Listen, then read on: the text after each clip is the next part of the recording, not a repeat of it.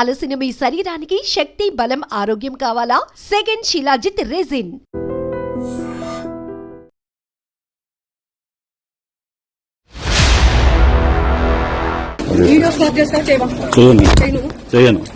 నా డ్యూటీకి అడ్డం తలేకండి.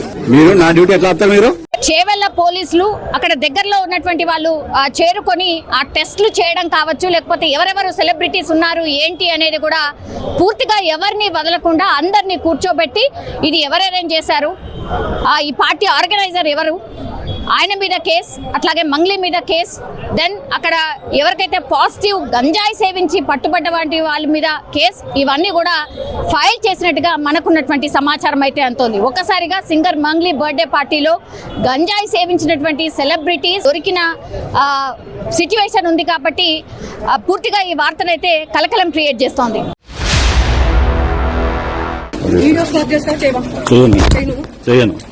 నా డ్యూటీకి అడ్డం తలేకండి. మీరు నా డ్యూటీ ఎట్లా వస్తారు? మీరు సింగర్ మంగ్లీపై అయితే ఇప్పుడు కేసు అయితే నమోదైంది. అనుమతి లేకుండానే బర్త్డే పార్టీ నిర్వహించింది ఒకటి, విదేశీ మద్యానికి కూడా పర్మిషన్ లేదు, అట్లాగే డీజే సౌండ్కి సంబంధించి కూడా పర్మిషన్ లేదు. ఈ పార్టీలో గంజాయి తాగుతూ అక్కడ వచ్చినటువంటి కొంతమంది సెలబ్రిటీస్ కూడా పట్టుబడ్డట్టు చెప్తున్నారు. అండ్ ఈ పార్టీలో పూర్తిగా 48 మంది పాల్గొంటే ఇప్పుడు సింగర్ మంగ్లీకి సంబంధించిన బర్త్డే వేడుకల్లో భాగంగా అక్కడ కూడా గంజాయి తీసుకొచ్చి గంజాయి సేవించిండ్రు. అండ్ అక్కడ ఉన్నటువంటి కొంతమంది గంజాయి సేవిస్తూ పట్టుబడ్డారు. టెస్టులు చేస్తే పాజిటివ్ కూడా వచ్చింది. అందులో దామోదర్ రెడ్డి అనే వ్యక్తి గంజాయి తీసుకుంటూ పట్టుబడ్డట్టుగా అండ్ ఆయనకు సంబంధించిన సన్నిహితులు, స్నేహితులు కూడా పట్టుబడ్డట్టుగా పోలీసులు అయితే చెప్తున్నారు. వీళ్ళందరినీ కూడా అదుపులోకి తీసుకున్నారు. అండ్ ఈ అనుమతి లేకుండానే డీజే ప్లే చేసినందుకు గాను డీజేని కూడా సీజ్ చేసిండ్రు. టోటల్గా అసలు ఎక్కడ కూడా అనుమతి తీసుకోకుండానే ఈ పార్టీ నిర్వహించిండ్రు కాబట్టి మంగ్లీపై కూడా పోలీసులు కేసు అయితే నమోదు చేశారు. సో మంగ్లీతో పాటుగా ఇప్పుడు త్రిపుర రిసార్ట్ జిఎం ఎవరైతే ఉన్నారో శివరామకృష్ణపై కూడా పోలీసులు కేసు నమోదు చేశారు. అండ్ ఈ గంజాయి తీసుకొస్తున్నట్టుగా గంజాయి సేవిస్తున్నట్టుగా మంగ్లీకి ఇన్ఫర్మేషన్ ఉందా? మంగ్లీ పర్సనల్గా ఆమె బర్త్డే పార్టీని నిర్వహిస్తుంది కాబట్టి ఆమెకి తెలియకుండా ఉంటుందా?